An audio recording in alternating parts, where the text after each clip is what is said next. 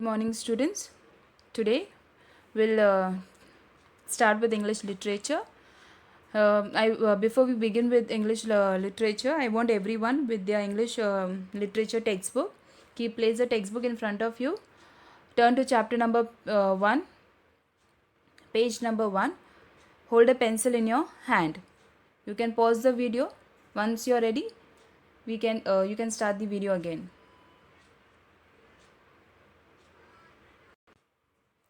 Okay. The chapter name is My Friend Ramu, page number 1. My Friend Ramu is written by Ruskin Bond. Ruskin Bond is an Indian author of British descent. He was born on 19th May 1934 at Kasauli. Kasauli is a town in Himachal Pradesh. This is one of the episodes of his life where like he has called it as the little world of mud, okay, through the rainwater pond which existed behind the author's bungalow, that there were a whole diverse life inside the pond where creatures benefited from each other. The pond is the world for them. The author had never noticed that particular pond, okay, unless and until his grandfather made him observe that. He found how the frogs and tadpoles lived in the silent pond, in which he had occasionally seen buffaloes also. So, whenever he was not knowing about that particular pond, his grandfather took him to this particular pond, and this pond was behind the bungalow where he used to live. So he saw the frogs over there, the tadpoles over there. Sometimes he used to see the buffaloes also and other animals and birds and plants also near the pond. Okay, now this story is about his childhood where he used to visit the pond, and one day he saw another boy in the pond and how they became friends, and how they came to know the importance of the environment, what grandfather told them about the environment and why they started taking care of the environment, and how they started adapting to whatever was there in their surrounding. Okay, so My Friend Ramu by Ruskin Bond. I soon grew into the habit of visiting the pond on my own to explore its banks and shallows, and taking off my shoes, I would wade into the muddy water up to my knees and pluck the water lilies off the surface. So over here, children, I'll read paragraph wise and then I'll explain to you all. I soon grew into the habit of visiting the pond on my own. So first time the grandfather took him to the pond, and later on he started visiting by himself. Okay. Later on, no one used to accompany him. He used to go and visit the pond on his own. It has become a habit of him to visit the pond, and whenever he used to go to the pond, he used to explore its bank means what? He used to walk on the, now bank is that part where a land, okay, a land alongside a body of water. Now pond is one of the bodies of water, okay, so the land which is just close to the pond, there he used to walk, and the water in the pond was not very deep. So what he used to do, he used to remove his shoes and used to go inside the water. Okay, I would wade into the muddy water. Now since the water was muddy, with that wade means what? With great difficulty, he used to walk through the water. And why he used to walk through the water? So that he can pluck those water lilies which were there on the surface. Lilies. Now which plant is which flower is a lily? A type of a plant that has large white color flower. Okay, in the shape of bell. So lily is a white color flower which is in the shape of bell. So to remove that lilies from the other side, from the surface of the water, what he used to do, he used to walk on the bank of the pond.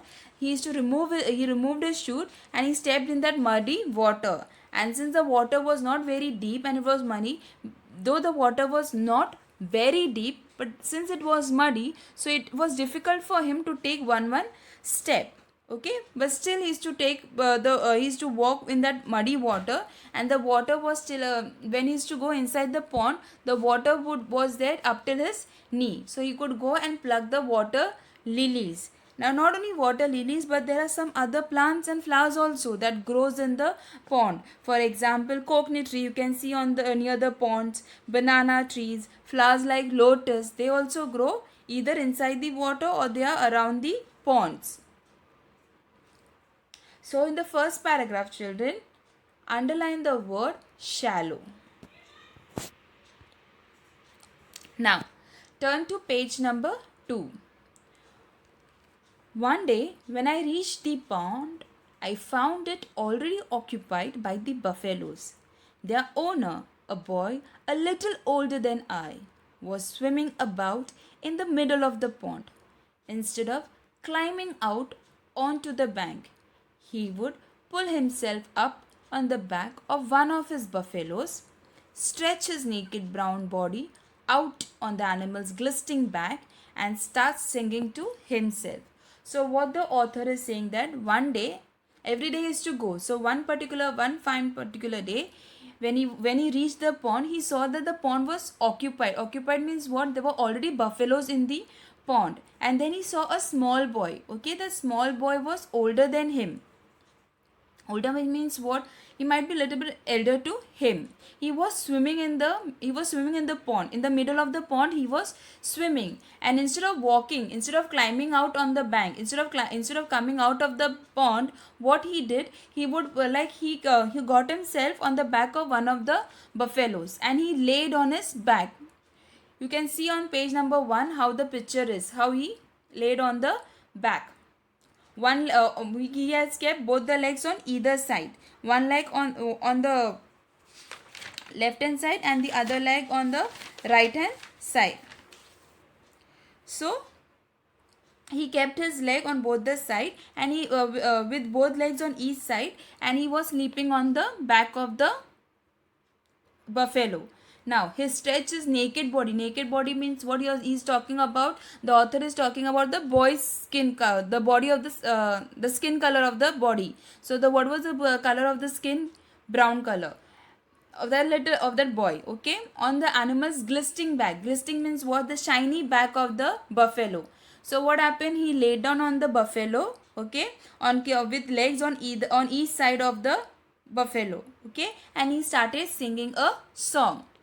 Over here, children, in this paragraph, underline the word buffaloes, and the last paragraph of this line, you can see the glistening, underline the word glistening. Now, let us go with the third paragraph. When the boy saw me staring at him from across the pond, he smiled, showing gleamy white teeth in his dark, sunburned face. He invited me to join him in a swim. I told him I could not swim, and he offered to teach me. He dived off the back of his buffalo and swam across to me.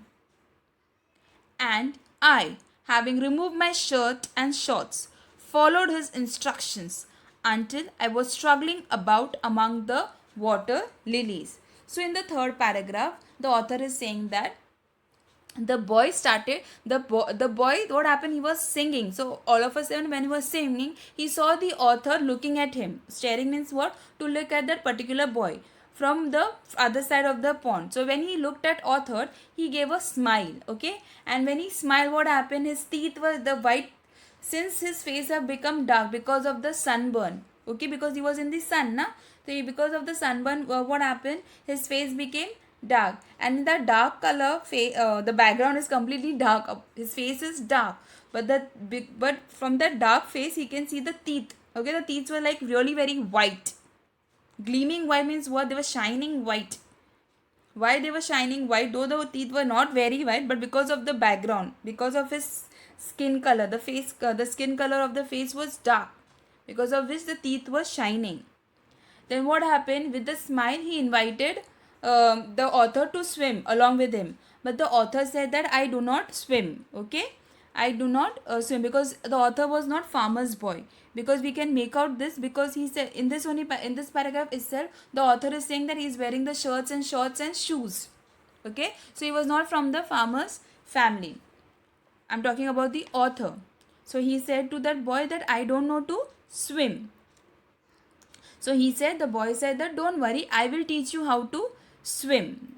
And when he said that, he got down from the back of the buffalo and he started swimming across from one end to the other end where the poet was, where the author was standing. And I, having removed my shirts and shorts, followed his instruction until I was struggling about amongst the water lilies. So once the boy came across the pond, what author did, he removed his shirt, he removed his shorts, he removed his shoes, and he followed the instructions. Whatever instruction the boy was giving to him, he was following that, and he was finding it difficult because he was not knowing how to swim, and already there were water lilies in the water. So he had to swim in those flowers also. So he was finding really very difficult. Now, next paragraph. The boy's name was Ramu. So who was that boy who was singing on the while sleeping on the buffalo's back? Was Ramu. And he promised to give me swimming lesson every afternoon.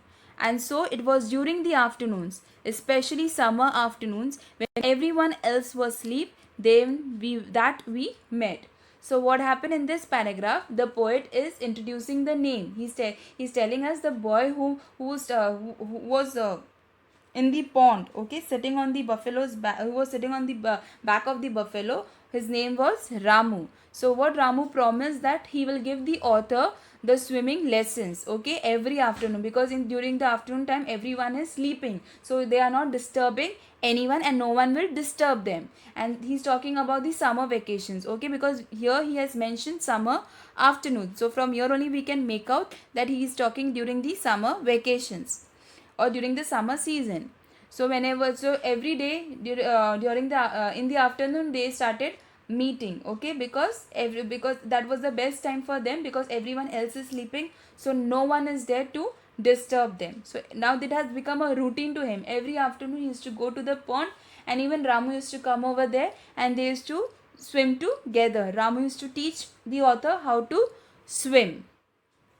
Very soon I was able to swim across the pond, to, to sit astride a contented buffalo, standing like an island in the middle of a muddy ocean. Ramu came from a family of farmers and had as yet received no schoolings, but he was well versed in folklore and knew a great deal about birds and animals. So now the poet said that very soon, like every day, they started meeting each other, because of which they became very good friends. Okay, and soon the author started to swim. He learned how to swim. Okay, and he learned how to sit on the how Ramu sat on the buffalo with keeping with the legs on each side. In the similar manner, even the author started to learn how to sit on the buffalo. So he's and when he was sitting on this buffalo, he was feeling like he's standing on the on an island, okay, in the middle of the ocean. Because why he was feeling like that? Because the buffaloes were not moving at all. Okay, they were not moving at all. They were standstill. They were literally they were if they were inside the pond, they used to stand still. They used to not move at all. So whenever the author and Ramu used to sit on that on those buffaloes, they used to feel that author, especially the author, used to feel that he's sitting on an island in the middle of the ocean, and the ocean is really very muddy. Okay, now Ramu came from a poor family. Okay, he was from a farmer's family, and he has not gone to school. He has not received any education, but still he knew like stories about the animals, like stories which were related to animals and birds. Okay, he knew the stories related to animals and birds.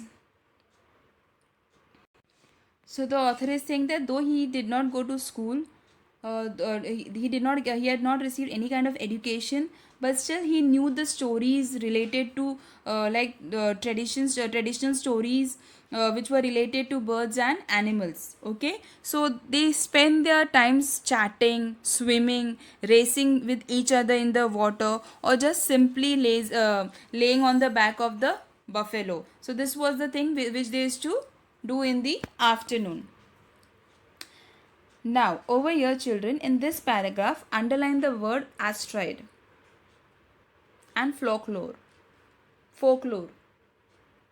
Asteroid and folklore. In this lecture, we have. I'm ending this lecture here only. In the next lecture, let us see how they used to.